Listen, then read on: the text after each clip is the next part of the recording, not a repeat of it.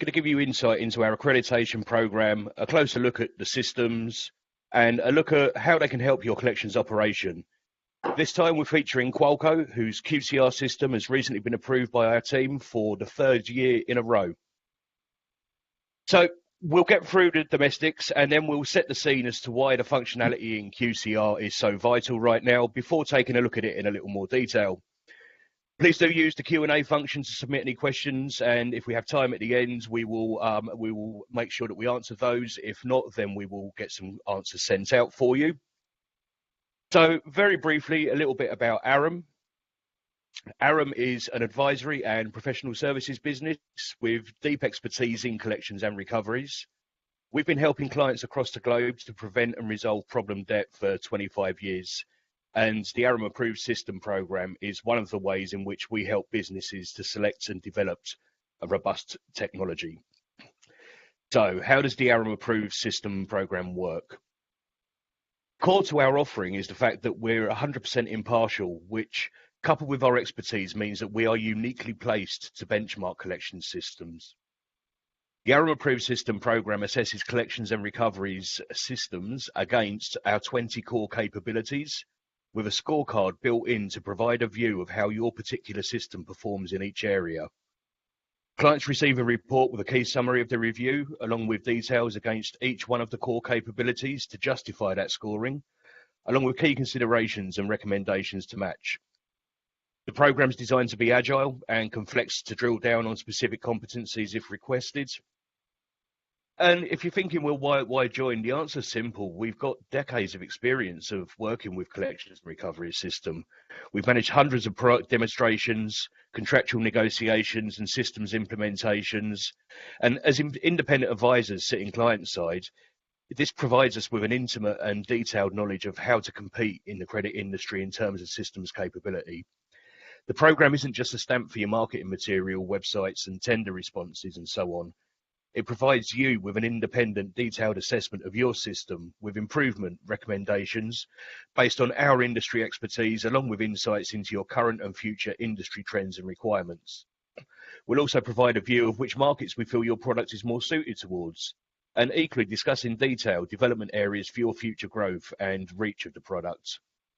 On top of all that, there are plenty of opportunities for you to gain exposure through joint marketing activities, such as webinars like this one. So very briefly, as your host today, my name is Steve Coppard. I've worked in the debt industry for over 2 decades, both in public and private sector.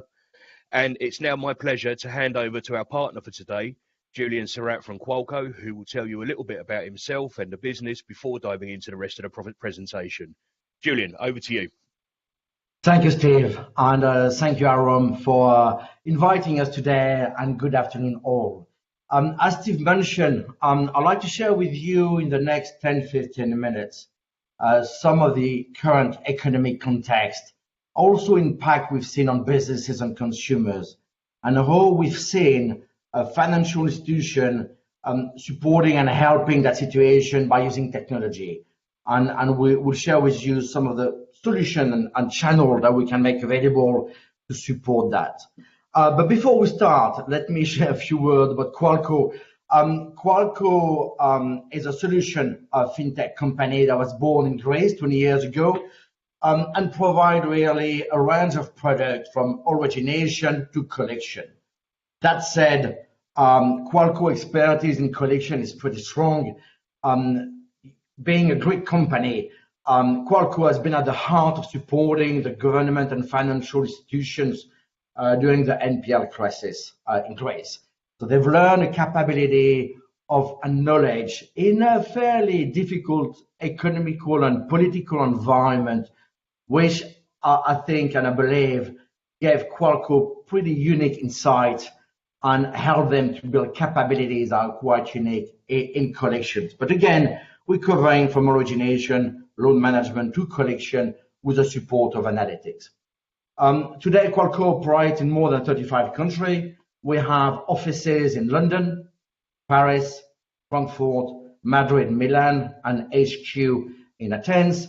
And we are supporting and helping over 90, and now actually it's a bit more than 100 customers worldwide. Would that be in financial institution, banking, utilities, also services, and debt collection agencies. Moving on to the cost of living crisis, as Steve mentioned earlier, this is a change we've seen happening rapidly in the last 3 years in a very, very unique context. We had the pandemic that has disrupted a lot of economy worldwide, and shortly followed by the current conflict in Ukraine. And the combination of these two events has really put into stress consumer cost of living, which we're seeing today in the increase of the risk of the debt, which we'll discuss a bit later. But in a nutshell, the outcome of these two events can be seen across 4 different trends. The first one is the economic contractions. So recession in many countries that has resulted in job losses, loss of income, financial instabilities for individuals and businesses, and ultimately made it very difficult for people to afford basic necessities and increase overall cost of living. The recession is one. That was quickly led by inflation on the back of COVID. We've seen a massive increase, an important inflation across Europe and globally, but also a currency depreciations in some regions. And that has also contributed again to an increase of price of goods, services, of sometimes basic necessities. I'm talking about gas, heating, electricity, and impacted again consumers across different regions. Another trend we've seen, or another consequences, especially of the pandemics, but also out of the Ukraine war, is supply chain disruptions. We know Asia has been shut down. We've seen a lot of massive global and local supply chain disruptions. No more movement of goods, border closures, trade disruptions, and that has affected availability and, of course, inflation and cost of these commodities or product across Europe. Then Ukraine, again, energy crisis, limited supply of gas and electricity, and again has driven up a lot of the cost of living. And that combined with a loss of income. We've seen a lot of job losses, companies shutting down, bankrupting, not able to support through the back-to-back pandemics, plus also Ukraine war in the hospitality business, and all in all, it has resulted in an important loss of income for individuals and family, and making it very hard for everyone to support essential expenses and an increasing financial strains. So we see that across 2 main areas. One is businesses. So businesses, clearly had an increase of operating costs, as we mentioned earlier. Cost of operating plus supply chain has reduced profitability, has put pressure on wages, and therefore impacted consumers and cost of living. I'll also add that during the pandemic, we've seen a lot of subsidies, CBLs, or the equivalent in mainland Europe, and in a way potentially sustaining some business artificially. And we've seen a lot of changes as well in the SME world once this, financial aids have stopped. I'm not even mentioning some of the fraud we've been seeing happening in some countries where fake companies were set up to get support from the government. And I'm talking about SMEs, but now recently as well, I'll say in the last 6 months, especially on the Nasdaq blue chip, we've seen a lot of redundancies in Amazon, Microsoft, Facebook, SAP. So all in all, today we are in a situation where the consumer, either through job losses, loss of income, and an increased cost of living, has been in a difficult situation with a decreased purchasing power, and also needed to do some lifetime adjustments in this changing world. I guess it kind of feels to me, Julien, like we're seeing almost a reversal from what happened through the first half of the pandemic, where we saw record amounts of consumer debt being paid down and the amount of money in saving pots going up. The FCA's Financial Lives survey recently noted that a lot of people who were starting to struggle with their bills right now were using their savings. And of course, their savings will run out at some point, leading to even more indebtedness. Is that what you're expecting to see? You spot on. I was in a conference a couple of weeks ago in Spain, and I've seen a lot of comment about how the saving accounts has been used to sustain that loss of income or adjusting the lifestyle, and now facing a very difficult reality. And this is where we believe, and we've been helping, and several financial institutions has led in trying to proactively support early stage delinquency. So we have in different organizations trying to anticipate early stage delinquency or unlikely to pay. And we've been helping financial organization and services and debt collection agency to do that by helping to analyze the portfolio and use analytics to have early warning, but then it's about acting early on it. And what we've been saying also, and that's perhaps a personal belief, I'm a man of conviction, we also have a duty to inform and help and raise a hand if we anticipate a risk.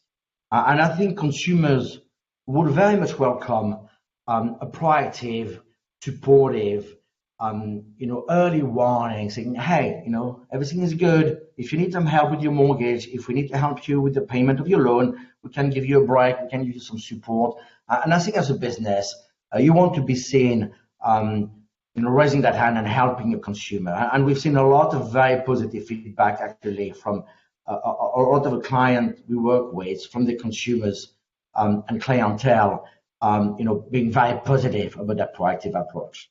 And no need to say, clearly it will help to reduce, delinquency, you help, to improve your recovery rate and mitigate the risk, but ultimately improve, customer and relationship ahead of a potential. And of course, once you've identified pre-delinquency or another risk, the goal has to be to get that engagement. But these days, it's very much a case of at a time and through a channel that works for the customer. I think, would you agree, is it fair to say that the days of call us from Monday to Friday between 9 and 5 are long gone now? Yeah, you spot on.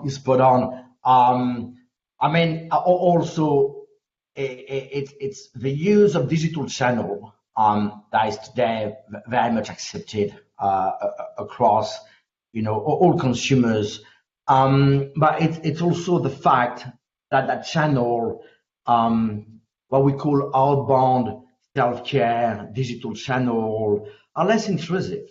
And especially when you're talking about early stage delinquency, right? Your legitimacy is a bit tested, but as we said earlier, it's good and important to warm and nudge and inform and help the client to resolve it as well.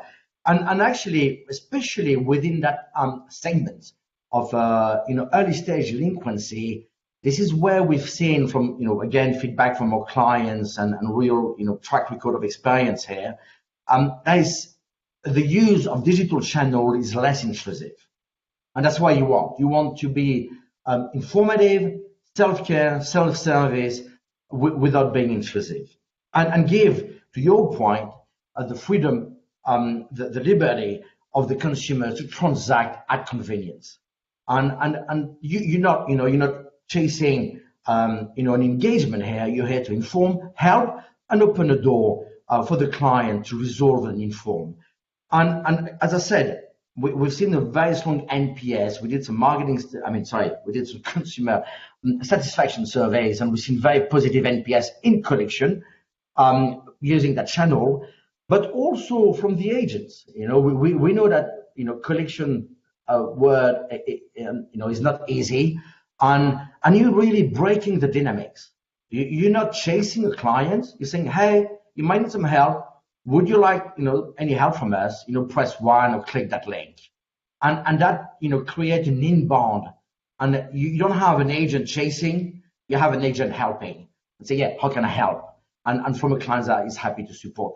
So, I mean, we've seen definitely in terms of the customer experience, a very good success rate.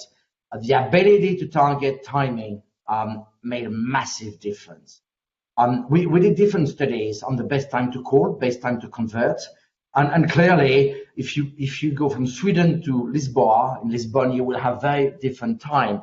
We've seen in the UK, for example, Sunday morning, after 10 might be a good time to reach out. We know, in Spain, no need to call at 7 o'clock in the morning, while in Sweden would be a better time to reach and engage. The beauty of digital communication, in a way, you have unlimited capability to inform quickly and then help through a portal to resolve an issue.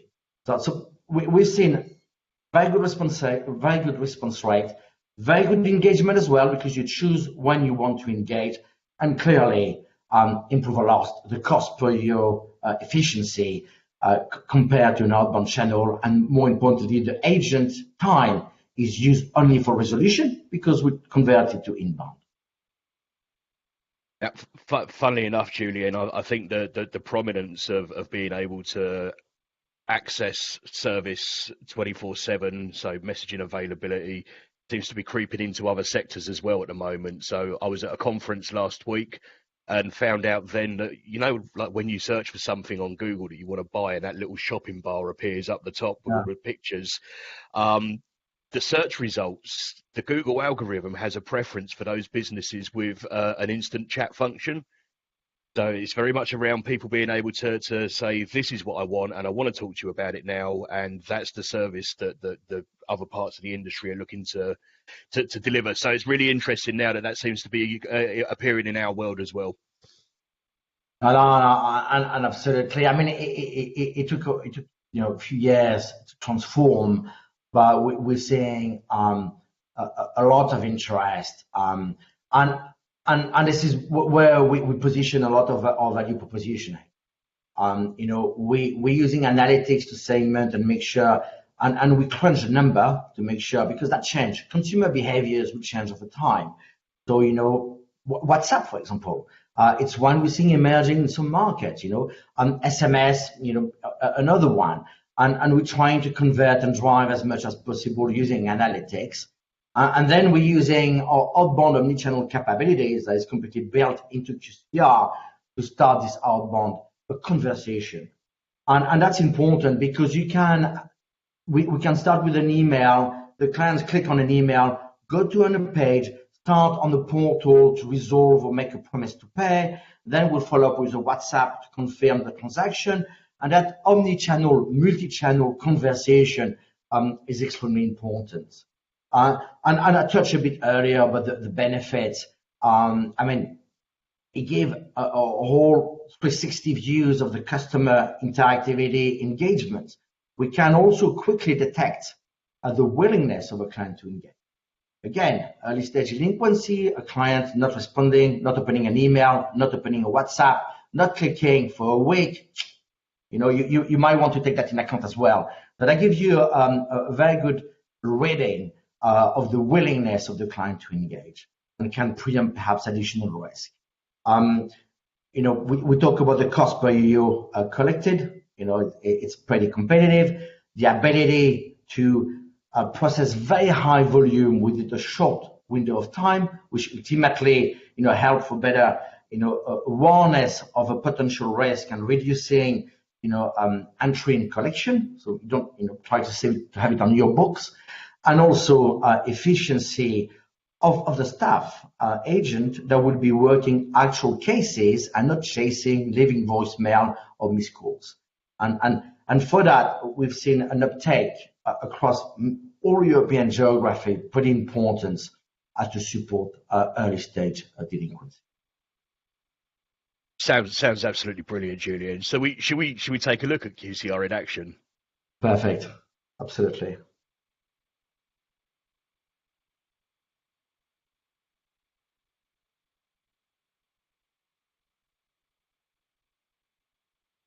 really.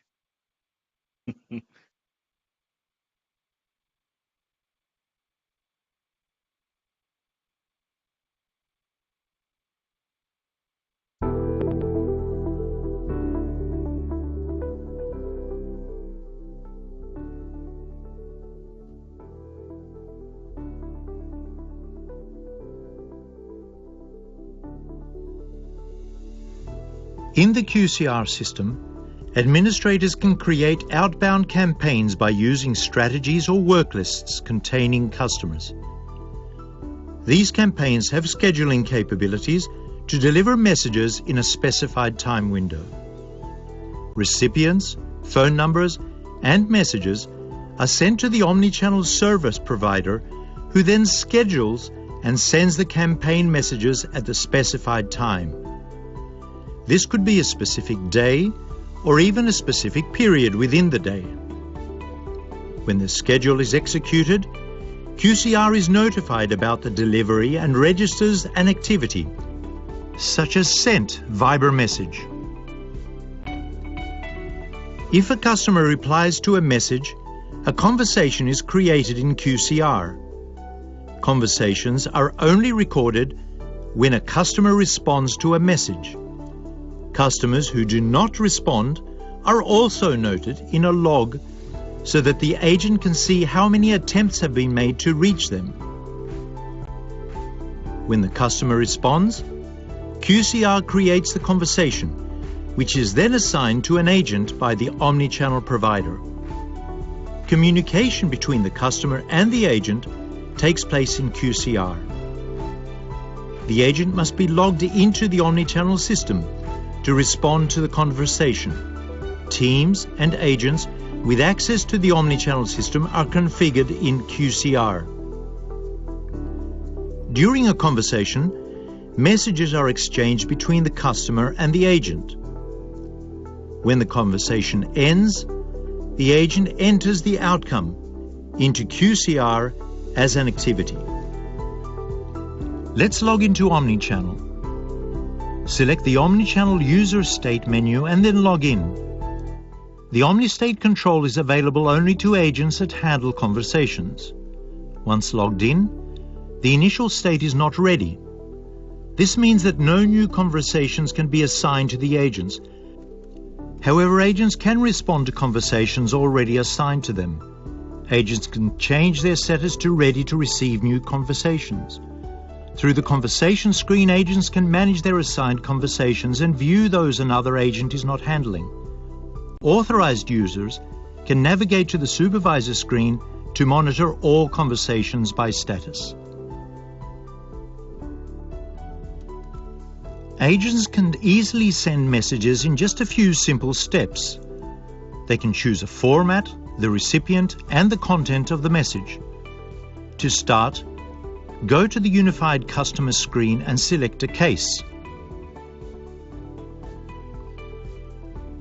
Click More and Send Communication from the contextual toolbar. All available communication channels will be displayed here. For more information on how letters, emails, and one-way SMS are sent, refer to the video Sending Written Communication to Customers. Next, select the Omnichannel option and the desired channel, and in our example, we will use Viber. In the Templates section, each agent sees the templates configured for their role and responsibilities. Choose the appropriate template and click Next at the bottom of the screen. The second step is to determine the recipient of the message. All the customer's mobile phones are shown here. Select the desired recipient and click Next. In the third step, the agent can preview and send the message. The message can be personalized using dynamic and static content if the chosen template allows it. The new conversation can be assigned to the agent. Once the message is ready, click Send. The agent will receive a push notification. After sending the message to the customer, click Done. Management of conversations is done through the conversation screen. The information in the conversation screen is separated across the selector column and conversation section. The omnichannel selector column provides a quick view of some basic information. It displays the agent's avatar, full name, username, and membership information. Important conversation statistics are refreshed every 5 minutes. These are the average time to first reply, and to reply in general, and the average time to end a conversation. The column also shows omnichannel queues to which the agent has access. These conversation queues are different from the case queues QCR uses for segmentation. Each conversation belongs to an omnichannel queue, and teams are linked to each queue. In this way, conversations are assigned to agents. Select an omnichannel queue to display the conversations in the conversations section. Alternatively, select all to view all conversations regardless of queue. A list of conversations the agent needs to attend to is found in the conversations section. The first list is the to-do section, containing new conversations that the agent has been assigned or those conversations with no agent assigned. The latter are conversations that, due to the capacity of available active agents, were not assigned and can be chosen by any agent in the omnichannel queue. The system assigns these using 3 different methods set in the campaign. The methods are round robin, least busy, or self-selection users pick. The second list in progress section holds conversations that the agent is already engaged in. For each conversation, you can see the name of the customer, waiting time, and the channel used for the conversation. Waiting time is displayed from the time the customer sends a reply so that the agent can prioritize their work. For conversations where the agent has replied, no timer is displayed. To start a conversation, click Start. This assigns the conversation to the agent. Alternatively, select Open to continue an ongoing conversation. When an agent selects a conversation, the chat window is displayed. If the chat window is open, the system focuses on the selected conversation. It opens with the selected conversation in focus if it's not already open. Users can exchange messages with a customer, making the entire conversation visible. The agent can type a reply that is sent to the customer.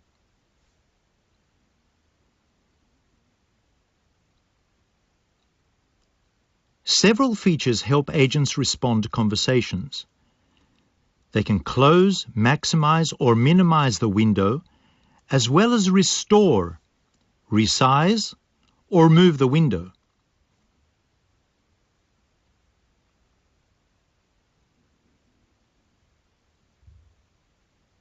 The chat window hosts a variety of valuable information. It contains the full name of the customer, or the company name and representative name in case of a legal entity. The tooltip icon contains details regarding the omnichannel queue, customer and account reference number, the date and time the conversation started, and the time first to reply. The conversation channel and phone number are also displayed. There is a list of active conversations to which the customer agent can refer, so they can quickly access each one. A red bullet appears next to the customer avatar when a response is pending. View the time since the customer sent the last message without a reply by clicking the expand arrow. Agents can see all customers' messages and their replies in this space. While exchanging messages, the agents can view customer and case details on the unified customer screen. Click Jump to find this information. The button is displayed if the mobile number of the conversation is matched with a customer or case. When it's time to end the conversation, the agent must click End in the chat window.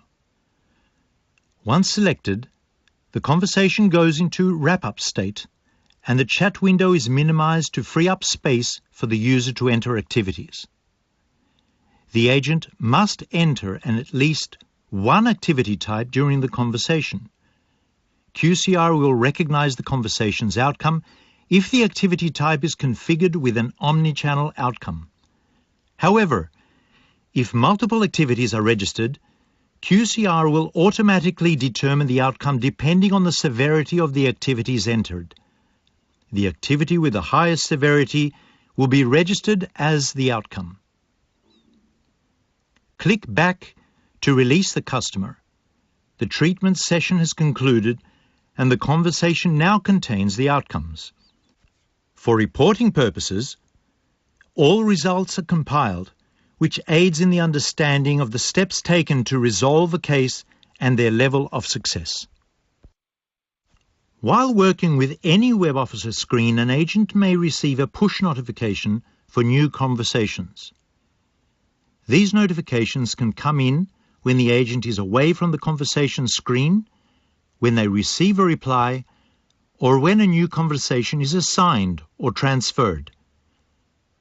When a new customer reply is received for a conversation the agent is responsible for, click Open to view the conversation. The number of open conversations in the waiting list can be viewed in the OmniState control. These are the assigned conversations with non-final status, that is, in progress, or those assigned to the agent in status waiting, in the to-dos queue. If there are any new replies, click the indicator to open a chat window with those conversations.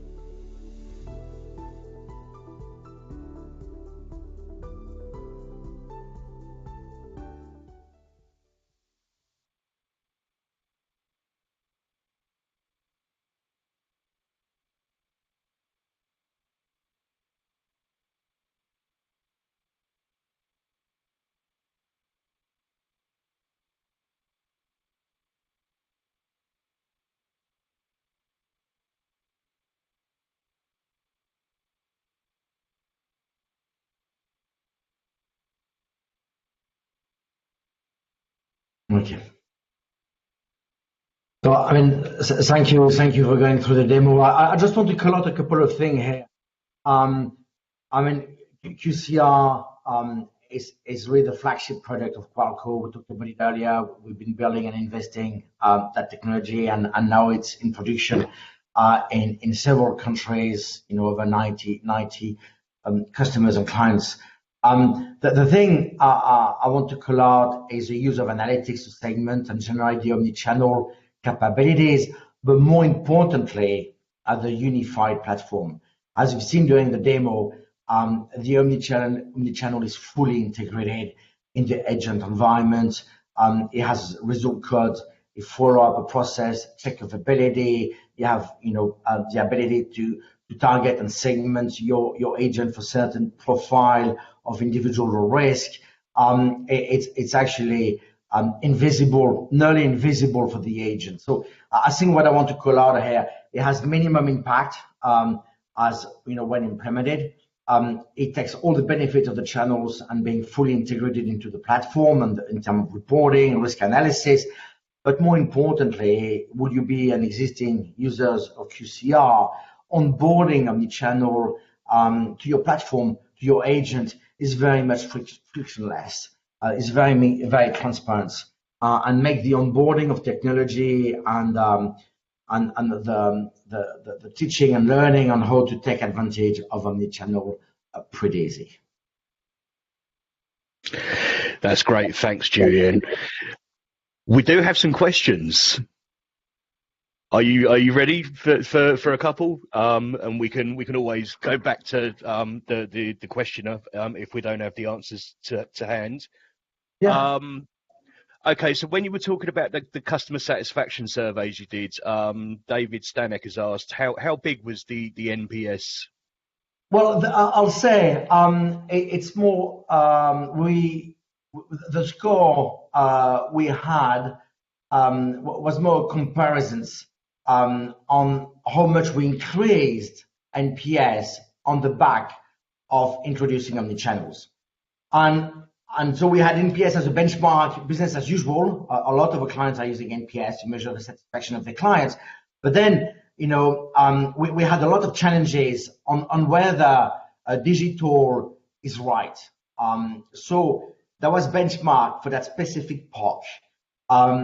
Because, some people would think, rightly so, I'm not challenging, but, collection, it's a conversation and it has to use human, and you could see digital channel as being too intrusive. And we had a bit of a challenge. So we benchmark, and we've seen the increase of NPS that was generating with omnichannel, and we've seen an increase of 2 or 3% on the back of the benchmark.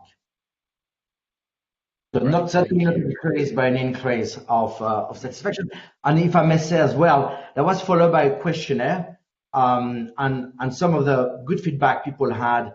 To go back to what you said earlier, Steve, it's self-service, so you transact when you want. It's non-intrusive. You don't get to call in your car with your kids asking about your 20 quid on your credit card that you missed. Very embarrassing. And it's really the two main themes: flexibility and respect being non-intrusive, that came up on the back of the questionnaire following the NPS. Makes a lot of sense. So another question then was, how is the customer identified before starting a chat conversation with them? So it's so when we make an outbound call, and to make sure we're talking to the right party contact, and we're informing about information that is private confidentiality. There is few options. One that we use in some markets is the date of birth. So you type your date of birth, and that's enough at that stage pre-delinquency to inform. And you have to remember, we're calling a personal device. GDPR has been tagged, used, informed, recognized, and in addition to that, you can add additional security check. In other markets, like in Spain, we use DNI or zip code. It depends. So we try to use it. If it's worthwhile, remember that any additional step you put in identification is another constraint of engagement, and we're calling a local device that is registered and known. We even have SIM tracking in some instances. So we can do it. There's different option. Then it's a question of give or take in terms of efficiency. Yeah, that makes sense as well. Okay, final question then. How does the software operate? Example, is it on the cloud, on premises? Either way. It could Okay. be on cloud, private cloud, or on premises. Mostly on premises, but we see more and more demand for cloud software operation today. Brilliant. Okay. That was all of our questions, so I don't think anything else is going to pop in, so I'm going to wrap up. Look, thank you, Julien, and the whole team over at QUALCO for your time today.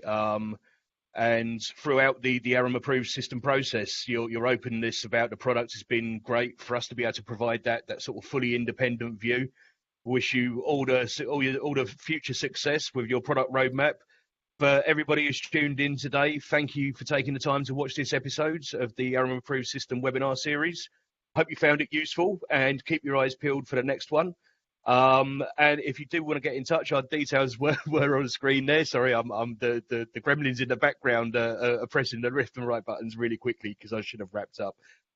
So yeah, please do get in touch with either myself or Julien. And thank you for your time, and goodbye for now. Thank you.